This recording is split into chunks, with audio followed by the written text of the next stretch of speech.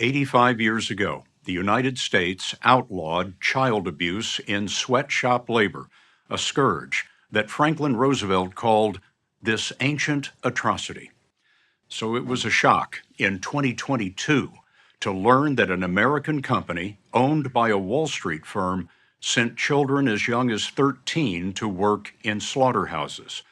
The disgrace was more disturbing because the company, PSSI, is vital to national food safety, and its owner, Blackstone, claims to be a model of management. Both companies say they had no idea they employed children in 8 states, but it was obvious to teachers in Grand Island, Nebraska, who noticed acid burns on a child. The story will continue in a moment.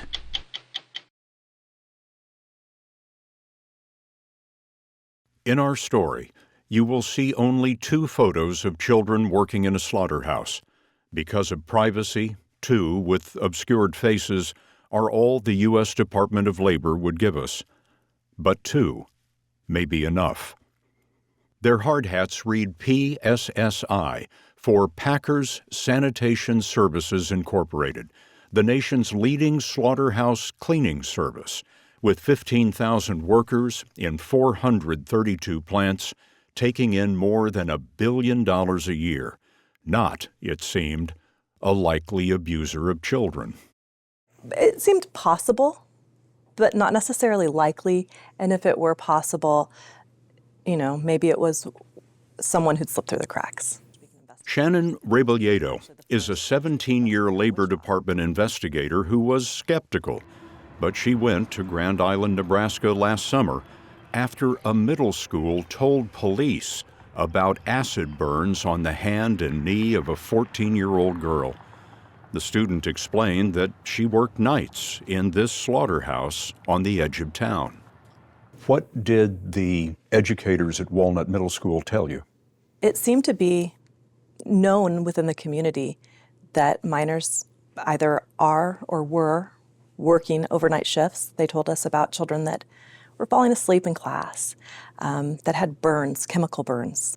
They were concerned for the safety of the kids. They were concerned that they weren't able to stay awake and do their job, which is learning in school. Because they'd been up all night. Right. Up all night at the JBS Slaughterhouse, an immense plant that produces 5% of the beef in America. JBS can butcher 6,000 cows a day here, but each night the plant was turned over to PSSI for cleaning from 11 to 7 a.m. Shannon Rebelledo staked out the parking lot as JBS left and PSSI came in.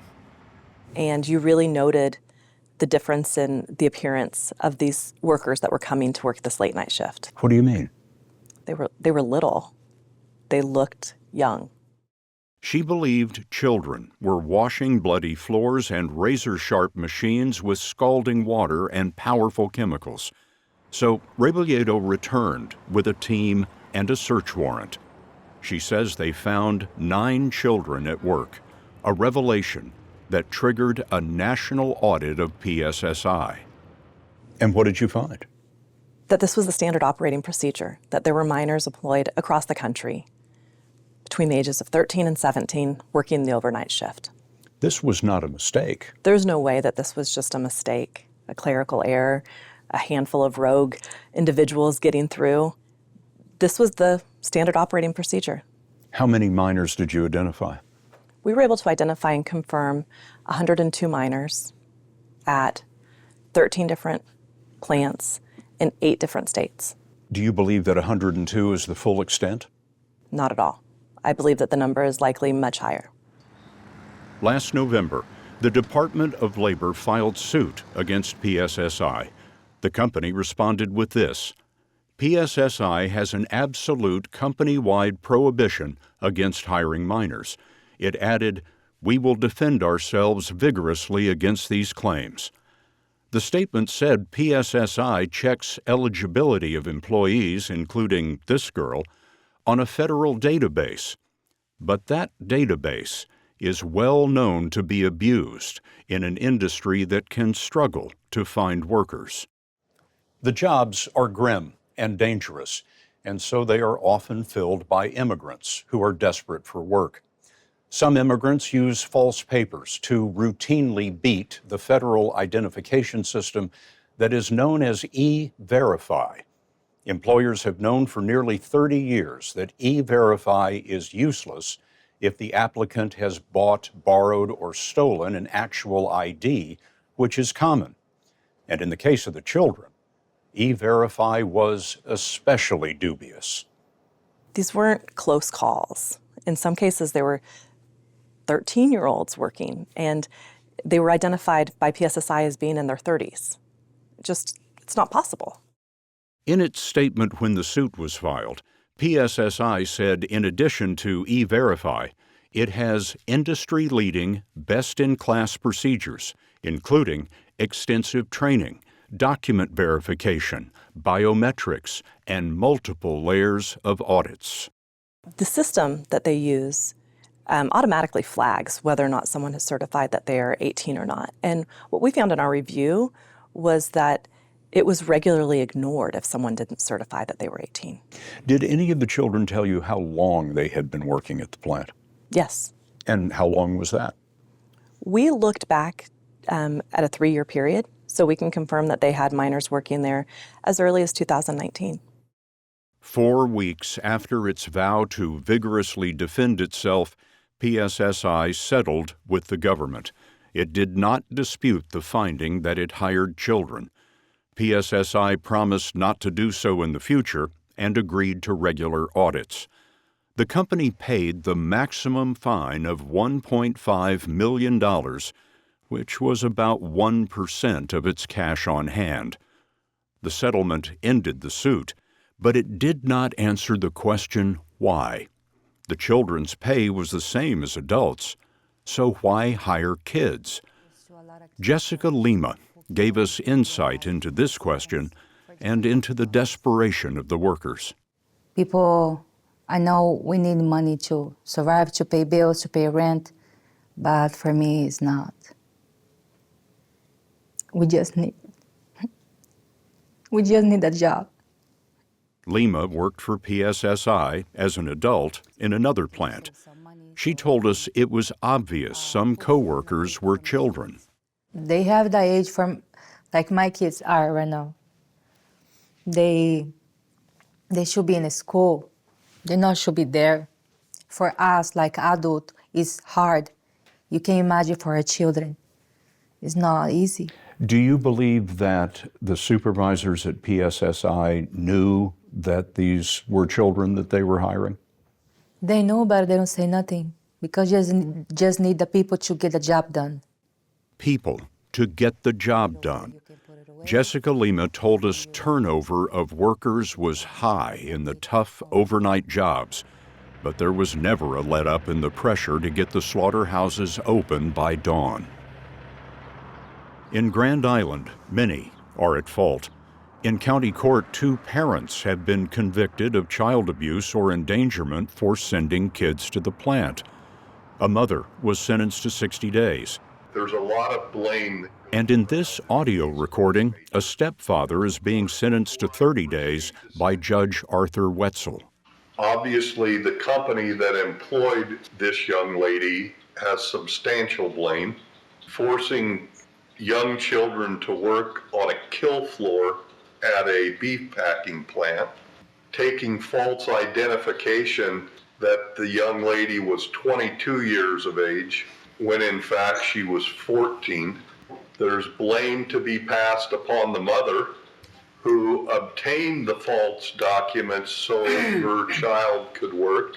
Also, the elephant in the room, JBS, is at blame for hiring a cleaning company such as this to conduct their affairs in their plant. Parents purchased false identities. Children were coached to lie. But it was up to PSSI to ensure its operations didn't create a market for child labor.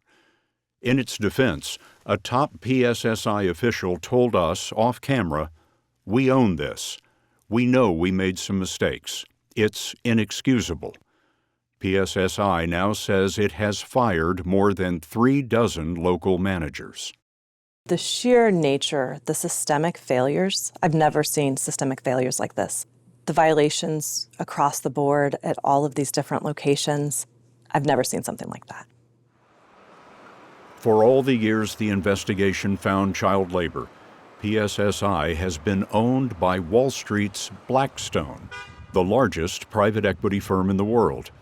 Blackstone told us extensive pre-investment due diligence showed PSSI had industry-leading hiring compliance.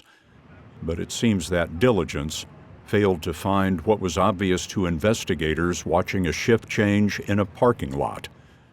Still, the investment giant says a claim of insufficient diligence or oversight is simply false. And yet, 102 children labored at 13 slaughterhouses in 8 states. We're really, really outraged and concerned that this is happening in the country today. Jessica Luman heads the Labor Department's Wage and Hour Division in charge of enforcement. In your view, is this billionaires making profits off the sweat of children? This was a systemic problem that was happening at PSSI. And we have to think about what this means for our communities, what this means for our economy, and what we at the Department of Labor and across this administration are adamant about is that we will never rebuild our economy on the backs of children. Sounds like the 19th century. This is happening in 2022, 2023, that we have kids working in meatpacking factories. And we should all be outraged. Hard to imagine the callousness that is required. It makes us all question what's going wrong. Neither Blackstone nor PSSI would make a corporate officer available for an on-camera interview. PSSI offered an attorney hired after the Labor Department filed suit, but he had no first-hand knowledge of the hiring of children. Today, PSSI has a new CEO. It pledges to, among other things, spend $10 million on the welfare of children. In Grand Island, the Slaughterhouse owner, JBS, told us it didn't know children worked in its plant. JBS and other meat packers have fired PSSI at more than 24 sites. PSSI told us, "We are 100% committed to enforcing our absolute prohibition against hiring children." As for the child workers in Grand Island, privacy laws prevent officials from telling us much, but we do know one child is in foster care and others are with their parents. You know, I wonder, after speaking to these children, after exposing what was happening to them, what is your hope for them now? I hope that they're safe. I hope that they have an opportunity to be kids, to go to school and not be tired. And if they're working, I hope that they're able to work in a safe environment.